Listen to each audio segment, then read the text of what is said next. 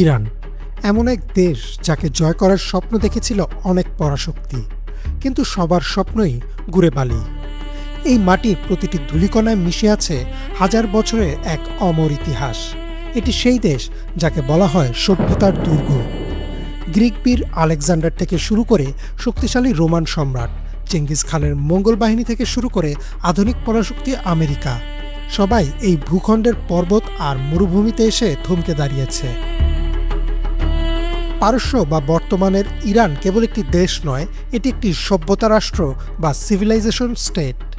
আজ আমরা ফিরে যাব ইতিহাসে ২৫০০ বছর আগের সাইরাস দ্য গ্রেট থেকে বর্তমানে ড্রোন প্রযুক্তি। জানব কেন পারস্য আজও বিশ্বের সবচেয়ে বড় পরাশক্তিগুলোর কাছে এক অমীমাংসিত রহস্য, এবং কেন এই মাটিতে পা রাখা যে কোনো আক্রমণকারীর জন্য হবে আত্মঘাতী সিদ্ধান্ত। পারস্যের গৌরবোজ্জ্বল গল্প শুরু হয় খ্রিস্টপূর্ব ৫৫০ অব্দে সাইরাস দ্য গ্রেটের মাধ্যমে। তিনি প্রতিষ্ঠা করেন অ্যাকিমেনিড সাম্রাজ্য। এটি ছিল ইতিহাসের প্রথম সাম্রাজ্য যা বিশ্বের তৎকালীন পরিচিত জনসংখ্যার প্রায় ৪৪% শাসন করত। কিন্তু পারস্য কেবল তলোয়ারের জোরে টেকেনি, টিকেছিল তাদের দূরদর্শী শাসনের জন্য। সাইরাস সিলিন্ডারকে বলা হয় বিশ্বের প্রথম মানবাধিকার সনদ, যেখানে বিজিত অঞ্চলের মানুষের ধর্মীয় স্বাধীনতা ও অধিকার নিশ্চিত করা হয়েছিল। তারা তৈরি করেছিল রয়্যাল রোড, প্রায় ২৫০০ কিলোমিটার দীর্ঘ সড়কপথ এবং উন্নত ডাক ব্যবস্থা, যা সে সময়ের যোগাযোগ ও বাণিজ্যে বিপ্লব ঘটিয়েছিল। এই টেকসই প্রশাসনিক কাঠামোই পারস্যকে একটি শক্তিশালী জাতি হিসেবে ভিত্তি দিয়ে দেয়, যা আজও তাদের ডিএনএতে মিশে আছে। পারস্য কেন অপরাজেয়? এর সবচেয়ে বড় উত্তর লুকিয়ে আছে এর ভূগোলে। ইরান মূলত একটি বিশাল মালভূমি, যার চারদিকে উঁচু পর্বতমালা দিয়ে ঘেরা। পশ্চিম দিকে জার্গস পর্বতমালা যেন একটি দুর্ভেদ্য দেয়াল। এই পাহাড়গুলো এতই খাড়া এবং গিরিপথগুলো এতই সংকীর্ণ যে আধুনিক ট্যাঙ্ক বা বিশাল পদাতিক বাহিনী নিয়ে এখানে প্রবেশ করা মানে হলো শত্রুর জন্য লক্ষ্যবস্তু হওয়া। উত্তরে রয়েছে বিশাল আলবর্স পর্বতমালা, যা কাস্পিয়ান সাগর থেকে ইরানকে রক্ষা করে।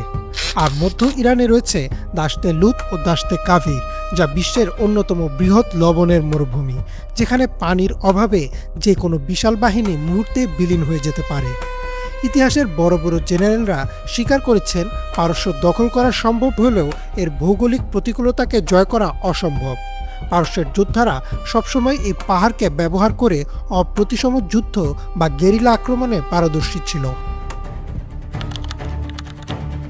ইতিহাসের পাতায় বহু পরাশক্তি পারস্য দমনের চেষ্টা করে ব্যর্থ হয়েছে। রোমানরা যখন পুরো বিশ্ব শাসন করছিল, তখন তাদের একমাত্র মাথা ব্যথার কারণ ছিল পারস্যের পার্থিয়ান এবং সাসানিদ সাম্রাজ্য।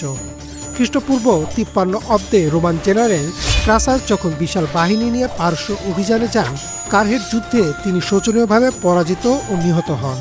রোমানরা শত বছরেও পারস্যকে তাদের সাম্রাজ্যের অন্তর্ভুক্ত করতে পারেনি।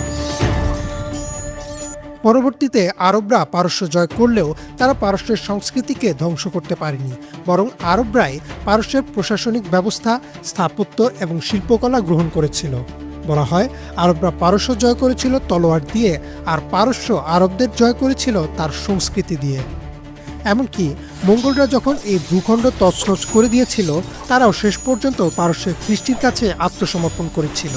এই মাটির এক অদ্ভুত ক্ষমতা আছে, আক্রমণকারীকেই সে নিজের রঙে রাঙিয়ে নেয়। ১৯৭৯ সালের ইসলামিক রিপাবলিকের পর ইরান এক নতুন অধ্যায়ে প্রবেশ করে। গত ৪ দশক ধরে তারা এককভাবে মার্কিন যুক্তরাষ্ট্র এবং ইসরায়েলের মতো আধুনিক পরাশক্তির সামনে বুক চিতিয়ে দাঁড়িয়ে আছে। ইরানের এই আত্মবিশ্বাসের মূলে রয়েছে তাদের হাজার বছরের ঐতিহাসিক উত্তরাধিকার।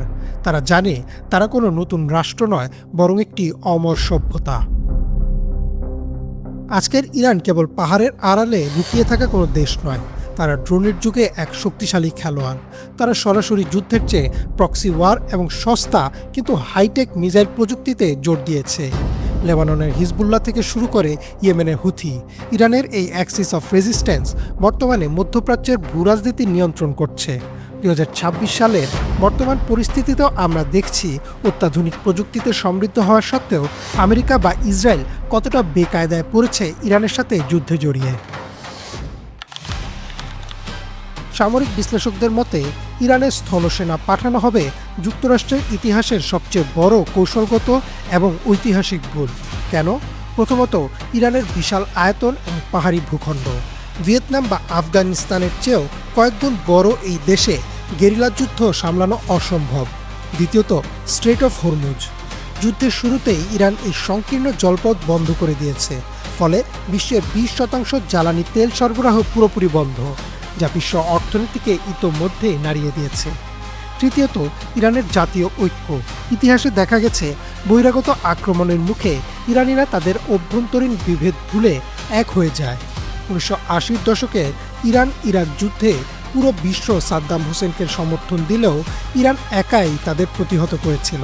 মার্কিন সেনাদের জন্য ইরান হবে একটি অন্তহীন মৃত্যু ফাঁদ।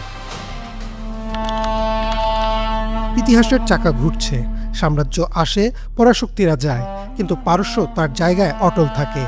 যারা এই ভূমিকে অবমূল্যায়ন করেছে, ইতিহাস তাদের দীর্ঘশ্বাসের সাক্ষী হয়ে আছে। পারস্য আমাদের শেখায় যে কেবল আধুনিক অস্ত্র নয়, বরং নিজের শেকড়, শক্তিশালী সংস্কৃতি এবং ভৌগোলিক কৌশলই একটি জাতিকে অপরাজেয় করে তোলে।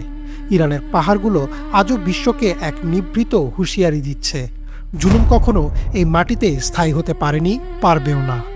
সভ্যতার এই দুর্গ দাঁড়িয়েছিল, দাঁড়িয়ে আছে এবং হয়তো চিরকাল দাঁড়িয়ে থাকবে।